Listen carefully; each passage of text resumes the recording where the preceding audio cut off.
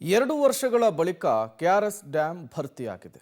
ಸತತವಾಗಿ ಸುರಿತಾ ಇರುವಂತಹ ಮಳೆ ಈ ಡ್ಯಾಂ ಭರ್ತಿಯಾಗಲಿಕ್ಕೆ ಕಾರಣ. ಈ ಬಾರಿ ಉತ್ತಮ ಮುಂಗಾರು ಕೂಡ ಆಗಿರುವಂತಹದ್ದು. ಹಾಗಾಗಿ ಈ ಡ್ಯಾಮ್ನ ಆಶ್ರಯಿಸಿಕೊಂಡಿರೋರಿಗೆ ಅಥವಾ ಕಾವೇರಿಯನ್ನೇ ನಂಬಿಕೊಂಡಿರೋರಿಗೆ, ಪ್ರಮುಖವಾಗಿ ರೈತರಿಗೆ ಇದು ಸಂತಸದ ಸುದ್ದಿಯಾಗಿದೆ. ಕಳೆದ 7 ವರ್ಷಗಳಲ್ಲಿ ಕೇವಲ 3ನೇ ಬಾರಿಗೆ ಸಿಎಂ ಸಿದ್ದರಾಮಯ್ಯನವರು ಬಾಗಿನ ಅರ್ಪಿಸುವ ಭಾಗ್ಯ ಒಲಿದು ಬಂದಿರುವಂಥದ್ದು. ಅದರಂತೆ ಇದೇ ತಿಂಗಳ 29ರಂದು ಸಿಎಂ ಸಿದ್ದರಾಮಯ್ಯ ಕಾವೇರಿ ಮಾತಿಗೆ ಸಂಪ್ರದಾಯದಂತೆ ಬಾಗಿನ ಅರ್ಪಿಸ್ತಾ ಇದ್ದಾರೆ.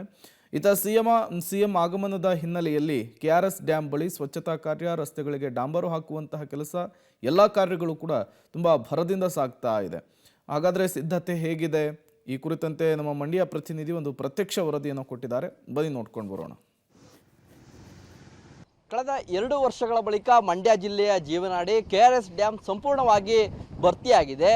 ಕಾವೇರಿ ಜಲಾನಯನ ಭಾಗದಲ್ಲಿ ಭಾರೀ ಮಳೆ ಆಗ್ತಿರುವಂಥ ಹಿನ್ನೆಲೆಯಲ್ಲಿ 2 ವರ್ಷದ ಬಳಿಕ ಸಂಪೂರ್ಣವಾಗಿ ಡ್ಯಾಂ ಭರ್ತಿಯಾಗಿದ್ದು, ಇದೀಗ ಡ್ಯಾಮ್ಗೆ ಸಾಂಪ್ರದಾಯಿಕದಂತೆ ಒಂದು ಬಾಗಿನ ಅರ್ಪಿಸುವಂಥ ಕಾರ್ಯಕ್ರಮ ಕೂಡ ಸಮೀಪ ಬರ್ತಾ ಇದೆ. ಇದೇ ತಿಂಗಳ 29ನೇ ತಾರೀಕು ರಾಜ್ಯದ ಮುಖ್ಯಮಂತ್ರಿಗಳು ಡ್ಯಾಮ್ಗೆ ಬಾಗಿನವನ್ನು ಅರ್ಪಿಸ್ತಾರೆ. ಹಾಗಾಗಿ ಡ್ಯಾಮ್ ಬಳಿ ಸಾಕಷ್ಟು ರೀತಿಯ ಸಿದ್ಧತೆಗಳನ್ನು ಕೂಡ ಮಾಡ್ಕೊಳ್ತಾ ಇರುವಂಥದ್ದನ್ನು ಕೂಡ ದೃಶ್ಯದಲ್ಲಿ ನೋಡ್ತಾ ಇರ್ಬೋದು.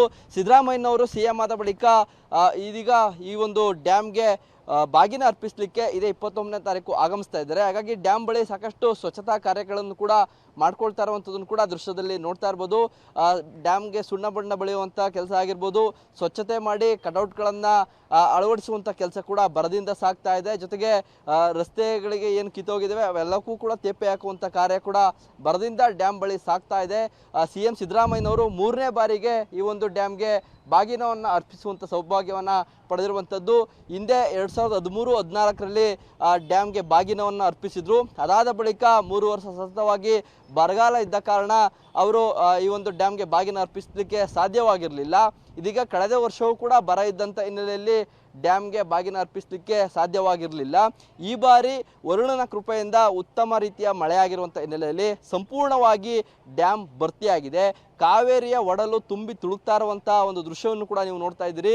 ಈ ಒಂದು ಡ್ಯಾಮ್ಗೆ ಸಿಎಂ ಸಿದ್ದರಾಮಯ್ಯನವರು ಇದೇ 29ನೇ ತಾರೀಕು ಸಾಕಷ್ಟು ಸಚಿವ ಸಂಪುಟದ ಸಹೋದ್ಯೋಗಿಗಳ ಜೊತೆ ಬಂದು ಬಾಗಿನವನ್ನು ಅರ್ಪಿಸ್ತಾರೆ. ಮಂಡ್ಯ ಜಿಲ್ಲೆ ಸೇರಿದಂತೆ ಹಳೆ ಮೈಸೂರು ಭಾಗದ ಜೀವನಾಡಿ ಅಂತ ಈ ಒಂದು ಕಾವೇರಿಯನ್ನು ಕರೀತಾರೆ. ಸಾಕಷ್ಟು ಹಳೆ ಮೈಸೂರು ಭಾಗದ ನಗರಗಳಿಗೆ ಕುಡಿಯುವ ನೀರು ಹಾಗೂ ಕೃಷಿಗೆ ಮೂಲ ಆಧಾರ ಈ ಒಂದು ಕೆಆರ್ಎಸ್ ಡ್ಯಾಮು. ಈ ಒಂದು ಡ್ಯಾಮ್ಗೆ ಒಂದು ಬಾಗಿನ ಅರ್ಪಿಸೋದು ಕೂಡ ದೇವರಾಜ ಅರಸು ಅವರು ಸಿಎಂ ಆಗಿದ್ದ ಕಾಲದಿಂದಲೂ ಕೂಡ ಒಂದು ಸಂಪ್ರದಾಯವನ್ನು ಅಳವಡಿಸ್ಕೊಂಡು ಬಂದರು. ಇವತ್ತಿಗೂ ಕೂಡ ಆ ಒಂದು ಸಂಪ್ರದಾಯ ಮುಂದುವರಿತಾ ಇದೆ. ಯಾವಾಗೆಲ್ಲ ಡ್ಯಾಮ್ ಸಂಪೂರ್ಣವಾಗಿ ಭರ್ತಿ ಆಗುತ್ತೆ ಆ ಸಂದರ್ಭದಲ್ಲಿ ಕಾವೇರಿ ಒಡಲಿಗೆ ಬಾಗಿನವನ್ನು ಅರ್ಪಿಸಿ ಆಕೆಯನ್ನ ಒಂದು ಪೂಜಿಸುವಂಥ ಒಂದು ಸಂಪ್ರದಾಯ ಆಚರಣೆ ಮಾಡಿಕೊಳ್ತಾ ಬರಲಾಗಿದೆ. ಅದರಂತೆ ಈ ಬಾರಿಯೂ ಕೂಡ ಈ ಡ್ಯಾಮ್ಗೆ ಒಂದು ಬಾಗಿನವನ್ನು ಅರ್ಪಿಸುವಂಥ ಕೆಲಸಕ್ಕೆ ಎಲ್ಲ ರೀತಿಯ ಸಿದ್ಧತೆಗಳನ್ನು ಮಾಡಿಕೊಳ್ಳಲಾಗ್ತಾ ಇದೆ. ಸಾಕಷ್ಟು ರೀತಿಯ ಒಂದು ಅಂದರೆ ಯಡಿಯೂರಪ್ಪನವರು 5 ಬಾರಿ ಈ ಒಂದು ಡ್ಯಾಮ್ಗೆ ಸಾಕಷ್ಟು ಅಂದರೆ ಬಾಗಿನವನ್ನು ಅರ್ಪಿಸಿದರು. ಅದಾದ ಬಳಿಕ ಕುಮಾರಸ್ವಾಮಿ ಅವರು ಬಾಗಿನವನ್ನು ಅರ್ಪಿಸಿದರು. ಇದು ಸಿದ್ದರಾಮಯ್ಯನವ್ರಿಗೂ ಕೂಡ 3ನೇ ಬಾರಿಗೆ ಬಾಗಿನೋತ್ಸವವನ್ನು ಅರ್ಪಿಸುವಂಥ ಒಂದು ಸೌಭಾಗ್ಯ ಸಿಗ್ತಾ ಇರುವಂಥದ್ದು. ಹಾಗಾಗಿ ಎಲ್ಲ ರೀತಿಯ ಸಿದ್ಧತೆಗಳನ್ನು ಕೂಡ ಮಾಡಿಕೊಳ್ಳಲಾಗ್ತಾ ಇದೆ. ಕ್ಯಾಮ್ರಾ ಪರ್ಸನ್ ವಿನೋದ್ ಜೊತೆ ವಿನಯ್ ಬಸಪ್ಪ, ಪಬ್ಲಿಕ್ ಟಿವಿ, ಮಂಡ್ಯ. ಈ ಬಾರಿ ಮಲೆನಾಡಿನಲ್ಲಿ ವಾಡಿಕೆಗಿಂತ ಹೆಚ್ಚು ಮಳೆಯಾಗಿದೆ. ಮುಂಗಾರು ಆರಂಭ ಆಗಿದ್ದು ಮಳೆಯ ಅಬ್ಬರ ಒಂದು ದಿನವೂ ಕೂಡ ತಪ್ಪಿರಲಿಲ್ಲ. ನಿನ್ನೆ ಮೊನ್ನೆ ಸ್ವಲ್ಪ ಕಡಿಮೆ ಆಗಿತ್ತು, ಮತ್ತೆ ಈಗ ವರುಣನ ಅಬ್ಬರ ಮುಂದುವರೆದಿದೆ. ಕಳೆದ ರಾತ್ರಿಯಿಂದ ಒಂದೇ ಸಮನೆ ಸುರಿತಾ ಇರುವಂತಹ ಮಳೆಯಿಂದ ಮಲೆನಾಡಿನಲ್ಲಿ ನಾನಾ ರೀತಿಯ ಅವಾಂತರಗಳು ಸೃಷ್ಟಿಯಾಗಿದೆ. ಜನಜೀವನ ಸಂಪೂರ್ಣವಾಗಿ ಅಸ್ತವ್ಯಸ್ತವಾಗಿದೆ. ಪ್ರಮುಖವಾಗಿ ತುಂಗಾ, ಭದ್ರಾ, ಹೇಮಾವತಿ ನದಿಗಳು ಅಪಾಯದ ಮಟ್ಟವನ್ನು ಮೀರಿ ಹರಿತಾ ಇದೆ.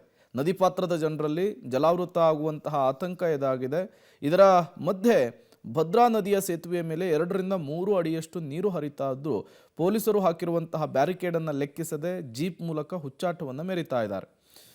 ಜೊತೆಗೆ ಈ ರೀತಿ ಹುಚ್ಚು ಸಾಹಸಕ್ಕೆ ಸ್ಥಳೀಯರು ಹಿಡಿಶಾಪವನ್ನು ಕೂಡ ಹಾಕ್ತಿದ್ದಾರೆ. ಇನ್ನು ಕಳಸಾ ಟು ಕಾರ್ಕಳ ಮಾರ್ಗದ ಸೇತುವೆಯ ಬಳಿ ಭೂಮಿ ಕುಸಿದಿದ್ದು ಸಂಚಾರ ಅಸ್ತವ್ಯಸ್ತಗೊಂಡಿದೆ. ಬೃಹತ್ ಸೇತುವೆಯ ಬಳಿಯೇ ಭೂಮಿ ಕುಸಿದಿದ್ದು ಮತ್ತಷ್ಟು ಭೂಮಿ ಕುಸಿದ್ರೆ ಸೇತುವೆಗೆ ಸಮಸ್ಯೆ ಆಗುವ ಸಾಧ್ಯತೆ ಇದೆ. ಸಂಚಾರವೇ ಬಂದಾಗುವ ಸಾಧ್ಯತೆ ಕೂಡ ಇದೆ.